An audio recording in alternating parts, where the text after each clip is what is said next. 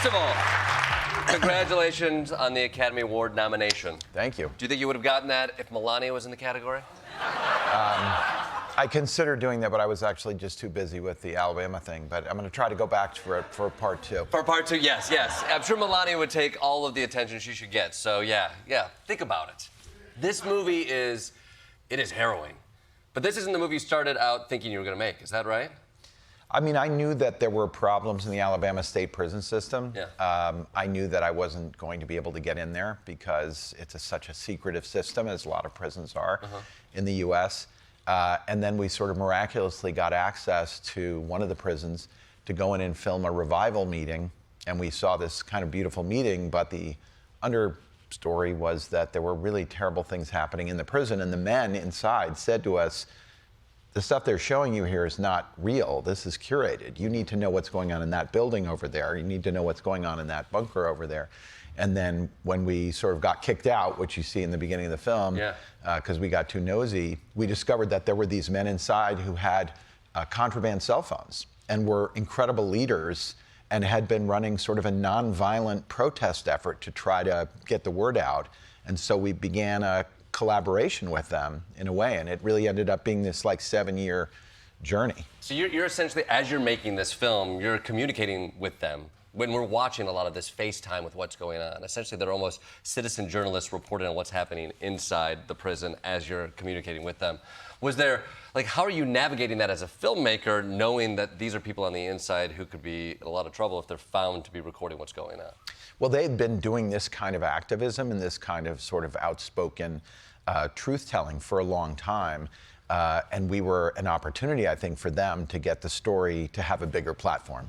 And they really are, struggling to try to survive. And so the idea of getting the word out was important. Also, they really believe in the power of journalism. They really believe in the power of the Fourth Estate. And so, the audience is, for them, the only way out is to have people understand what's happening to them. It's remarkable the images you see. You see people addicted to drugs and the way in which they're treated there. There's a murder that takes place that they're essentially tracking the entire time. Yeah. But specifically the role of the phone is so important as a witness. What did you notice what the phone brought to it? Well, the phones were sort of introduced into the Alabama state prison system around 2013, and the men instantly realized that if they wanted to get the story out, they were going to have to use these phones to do it, and they were also going to be able to use the phones to communicate with their children and their loved ones. Are they supposed to have phones in there? Oh, no, they are not supposed to have phones in there. So how are they getting these phones? The guards are selling them the phones. I mean, clearly, I've spoken to guards who said, I make like $36,000 a year without the phones, but I make like $70,000 a year with the phones, so the phones aren't going anywhere. Yeah, and that's even part of the argument inside as well, right? A lot of the drugs, there are people trying to kick the drug habit, and guards are selling drugs because they're getting more money there. The Alabama Department of Corrections is the biggest law enforcement agency in the state, and it's also the biggest drug dealing operation in the state. Bonkers.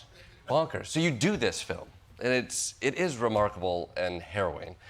But so much of this, you're rooting for accountability, exposing this. And I was telling you backstage a little bit as well, what resonated so much with me in seeing this, a lot of these things I'd never imagined. And you could imagine pretty horrific things happening inside a prison that you never hear or see, but it goes beyond that. And you're rooting for accountability. And it echoes so many things we see today in the news that we watch today, where you're rooting for accountability and you're just not seeing that kind of accountability. Yeah.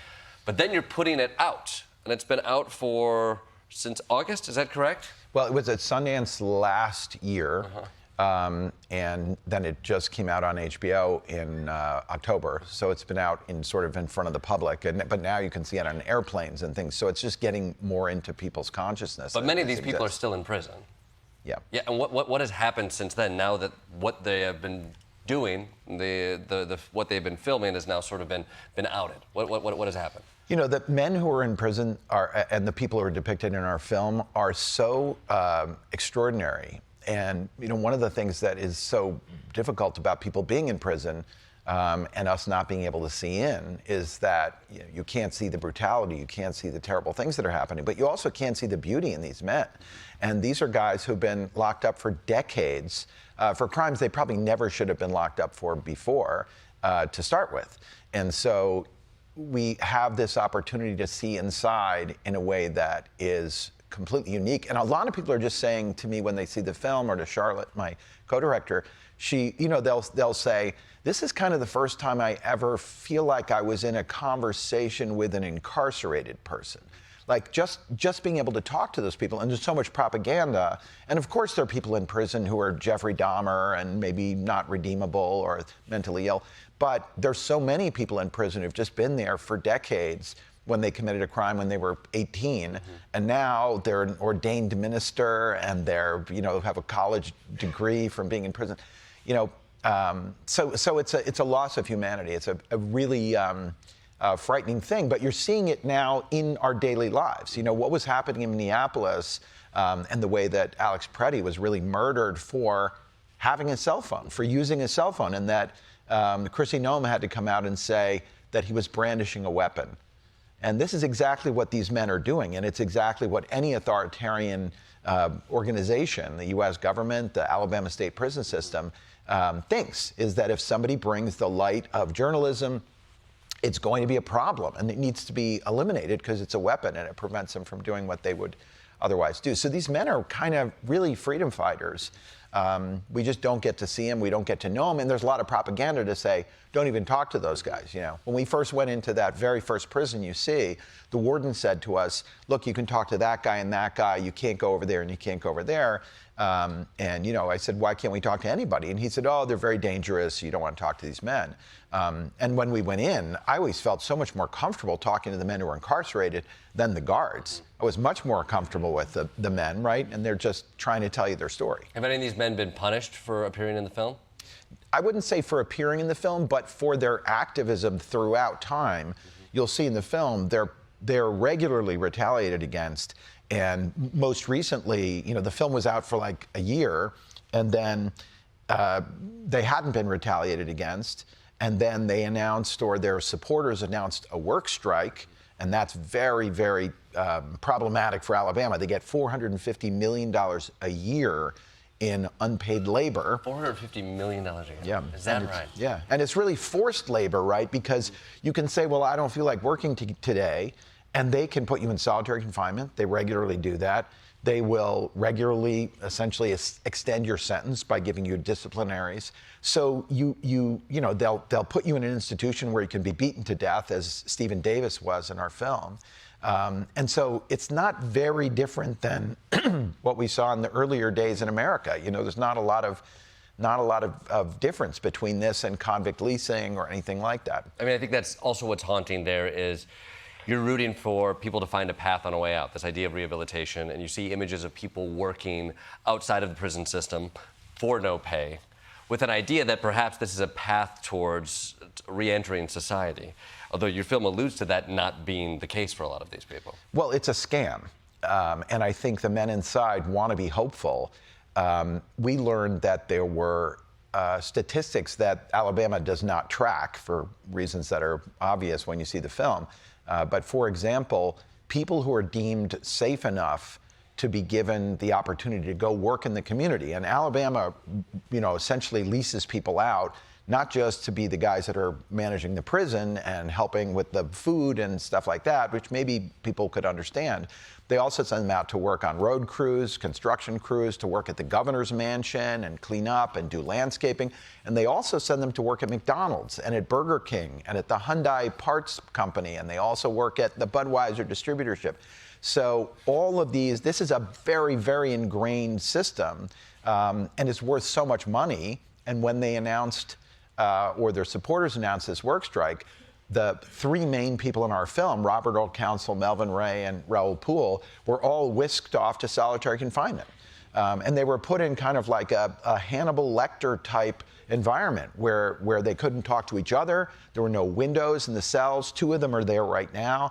The good news is that so many people now have been watching the film that we could go on social media and say, hey, these guys are locked up.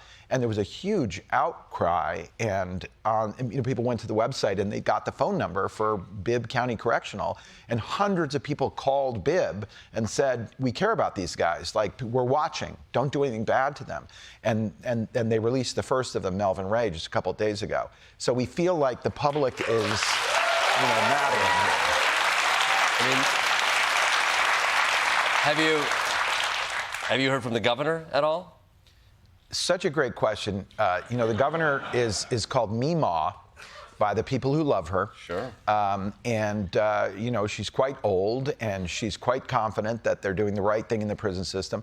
And she didn't say... These are basic beliefs of a Meemaw. Yeah, exactly. Perhaps that Meemaw and a lot of Meemaws. This is Meemaw-like behavior, by the way. But essentially, she said nothing, and her office said nothing. I think GMA reached out to them and said, what do you think about this film? And they said, well, we're aware of the film, but we cannot comment on the authenticity of the material in it because it was, contraband cell phones. Like, anybody was asking them if this is authentic, right? And then a year later, we got nominated for the Oscar, and they immediately came out with a statement basically saying, like, the Oscars are for suckers. It was a very Trumpy kind of amazing statement. And they also said the Oscars have a low. We always knew the Oscars had a low bar, and by the way, Meemaw is the best governor ever. Like, nobody has done prisoning as good as Meemaw. I mean, it really is quite a statement. I don't know if you heard the news. She won the FIFA Governor's Award recently as well. I didn't realize that. It's remarkable. It's well-deserved. I want to take note of that. You allude to this here, but people watch this and they get mad and they get frustrated, as I think they should. Where should they take that frustration? The website for the film is not like a promotional website. It's really, it's kind of a deep dive into the investigation we did on 1,500 deaths, which have happened in the Alabama prison system since we started making the film. And it's pretty remarkable. Yeah. And secondly, there's a take action button, and that will tell you some things you can do without taking too much time. Mm-hmm. But there are places that you can engage, and it's not like give money. It's really, like, you got to try to make phone calls. You got to let people know that we're paying attention, because this goes way beyond Alabama. Mm-hmm. I mean, Alabama is sort of famously bad, but we just saw in upstate New York, Robert Brooks got murdered by corrections officers. The only reason we know is because of the remote cameras. So these cameras and your ability to expose what these authoritarian type people are doing, like they did in Minneapolis, you got to keep doing that. Mm-hmm. You got to keep taking your camera out, and you got to keep taking pictures.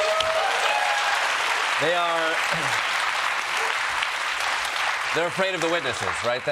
It's truly an incredible film. I hope everybody sees it. The Alabama Solution is available to stream now on HBO Max. Andrew Jarecki.